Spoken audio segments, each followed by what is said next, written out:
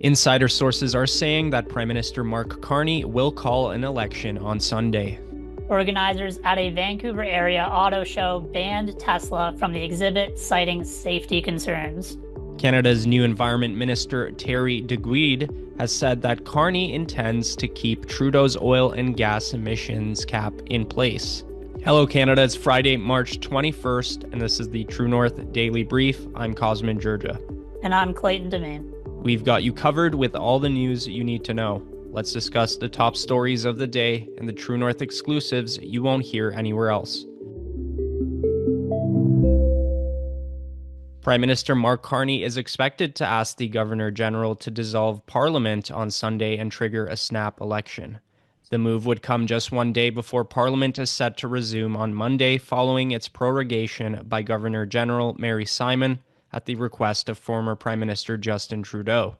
Unnamed sources cited by Radio Canada and the CBC indicate that the election is expected to last between 36 and 50 days and take place between April 28th and May 5th.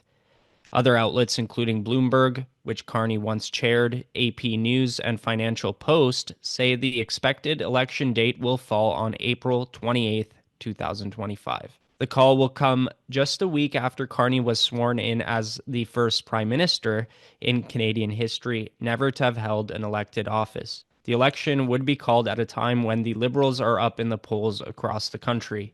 According to recent poll numbers commissioned by Juno News and conducted by One Persuasion, Liberals are neck and neck with Conservatives, with the Conservative Party of Canada ahead at 37% support, while the Liberal Party of Canada sits at 35%. The poll data shows that the Liberals have a 6-point lead over the Conservatives in Atlantic Canada and have pulled ahead by 6 points in Ontario, where other polls were showing a Conservative lead for months. Clayton, with the election being called a few days from now, how are Canada's federal parties already preparing for a springtime general election? Well, the Conservatives have been gearing up for an election for months. When I attended Poilievre's Canada First rally in Ottawa the day after Valentine's Day, his around 40-minute speech really felt like a campaign launch. For those following his press conferences over the last year, it was essentially a consolidation of all those conferences and policy suggestions, and it seemed like he was just laying out his campaign platform for the next election. Conservatives online have been canvassing already, such as Kostas Menegakis, the Toronto area candidate. He was posting canvassing photos with constituents already holding up his campaign signs. Multiple Conservatives have been opening their offices since last week as well. Eglinton Lawrence candidate Karen Stintz, for example, announced her campaign office opening Thursday, and Durham's Conservative MP Jamil Javani is launching his campaign office opening party on Saturday as well, which will be followed by door knocking and canvassing. Also, former True North journalist Andrew Lawton is also hosting a grand opening for his campaign office on Saturday in his London riding. Roman Baber had his campaign open last Sunday as well. So Conservatives were betting on a snap election being called. The Green Party is gearing up in its own way, advocating for election reform and proposing a coalition of all the progressive governments to prevent Pierre Poilievre from doing anything if he wins a minority government, and signaling that her party will vote alongside the other left-wing parties. The NDP have been throwing out attack ads against Carney, painting him as a man who's made a career out of sleazy business practices and making the rich richer. And of course, Carney has been saying his government is doing several things as if it can with Parliament prorogued, featuring some of the things Canadians can expect if they elect the Liberal government for a fourth term. A Vancouver area auto show has banned Tesla from participating, citing safety concerns as far-left activists escalate protests against the electric vehicle automaker and its owner, Elon Musk. The show's executive director, Eric Nickel, told Fox Business the exhibition has removed Tesla as a participant in this week's event. He further said their primary concern was, quote, the safety of attendees, exhibitors, and staff. Nicole said, quote, this decision will ensure all attendees can be solely focused on enjoying the many positive elements of the event. The event organizers even went as far as to scrub all references to Tesla from its website. Although most of the Tesla takedown demonstrations have taken place in the US, the movement has seen demonstrations spread to Canadian cities. In Surrey, BC, roughly 24 demonstrators gathered outside a Tesla dealership on Sunday, holding signs with slogans like "Elbows Up" and "Elon Be Gone," voicing their opposition to Musk and his ties to the US President Donald Trump. The far-left Antifa group Vancouver Against Fascism organized a similar protest on March 15th at Kitsilano Tesla dealership in Vancouver. Trump has recently imposed steep tariffs on Canadian exports, escalating trade tensions, and repeatedly hinting that Canada would be better off as America's 51st state. Further south, at least 5 Tesla vehicles were damaged in Las Vegas after an individual set the cars on fire before unloading at least 3 rounds of gunshots in a targeted attack on a Tesla facility, according to Las Vegas police. So, Cosmin, obviously Canadians have been outraged over Musk's visible proximity and partnership in the Trump administration. And we've seen Ontario Premier Doug Ford rip up contracts with Musk's Starlink because of this, and that it's an American company during the tariff war.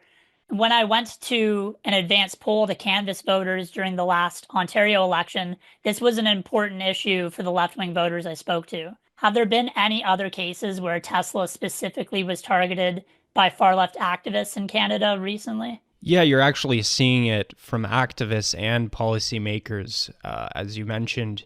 And it's ironic because we're talking here about the most successful electric vehicle company in the world. And you would assume that left-wingers who are so obsessed with solving climate change would support Tesla because they've done probably more than any of them combined to reduce carbon footprints and reduce the use of gasoline fuel, which, you know, in other times they would have supported. But I guess because of Musk's proximity to Trump, that's not the case any longer. But most recently in Montreal, there was this environmental group, Last Generation, and you might have heard of them before. They've done stunts where they block traffic, try to shut down bridges, etc. But they went and vandalized a Tesla dealership and the U.S. Embassy a day later in Ottawa, calling Musk a threat to democracy and climate action. 2 people were arrested so far. And meanwhile, in Toronto, Toronto Mayor Olivia Chow removed Tesla from its EV incentives due to the ongoing trade tensions. And here in British Columbia as well, the BC government, led by BC NDP Premier David Eby, they excluded Tesla from a charger rebate program and other EV rebates, directly saying it's because of Elon Musk. Prime Minister Mark Carney intends to maintain his predecessor's cap on oil and gas production. The cap was introduced with regulations drafted by the Liberals last November, which require producers to reduce their emissions by about 1/3. Critics of the cap argue that it will kill Canada's energy sector and contribute to a decline in Canada's GDP. Newly appointed Environment Minister Terry Duguid confirmed Carney's plans to keep former Prime Minister Justin Trudeau's policy in an interview with the Canadian press on Thursday. The Liberals' cap forces energy producers to cut their emission level by about 1/3 over the next 8 years. A report published by the Parliamentary Budget Officer last week estimates that the required reduction in energy production levels will lower Canada's real gross domestic production by 0.39% in 2032 and reduce nominal GDP by $20.5 billion.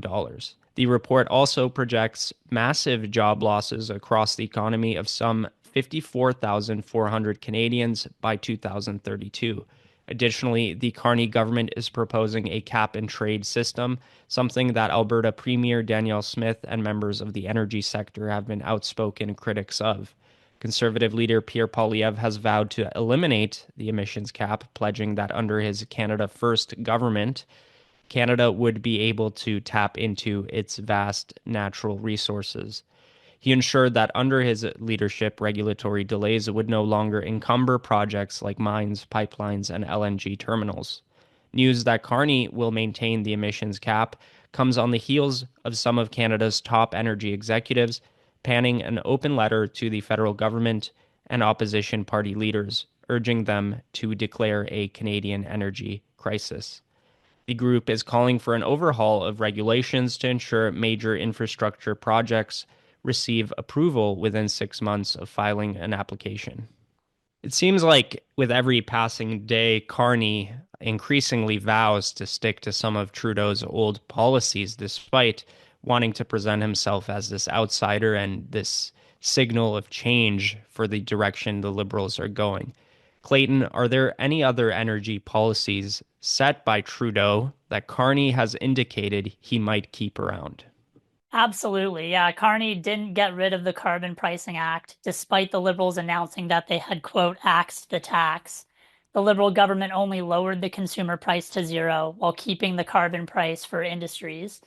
So if he wins the election, he could simply raise the price back up on carbon, particularly since he's indicated that his only problem with the tax, other than it being unpopular, in his book Values, Carney recommended a host of other fiscal and regulatory policies to move countries toward a net zero economy, which could give us a hint of how he would run Canada's energy policies if he won the next federal election. In the book, he advocates to raise the demand for electric vehicles by giving corporate welfare handouts to EV producers and wants to impose regulations to phase out the sale of new internal combustion vehicles in the next decade. And these are all things outlined in the Trudeau Liberals' policy to reach net zero by 2050, including mandates or quotas for new EV vehicle sales. He advocated new mandates regulating fuel and energy use. He also said he would update building codes in new residential and commercial buildings to be aligned with climate action goals such as green mortgages. On the campaign trail, he indicated that he would impose a heavier tax on industry, making sure the, quote, big polluters pay more to disincentivize traditional energy projects and its use. And he even named the steel industry in particular, which conservatives seized on as Trump imposed a tax of his own on Canada's steel exporters. On Carney's European tour this week, he also doubled down on the need for Canada to have carbon pricing, saying that it would be a requirement in order for Canada to sell to Europe and the emerging Asian markets. So if anything, Canadians can expect an escalation of the Trudeau Liberal climate policy regime.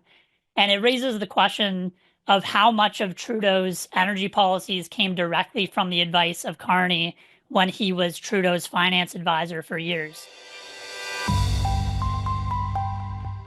That's it for today, folks. Thanks for tuning in. You can stay on top of new episodes every weekday by subscribing to the Daily Brief on iTunes and Spotify. Also, while you're at it, make sure to hit us with a 5-star rating and please leave a review.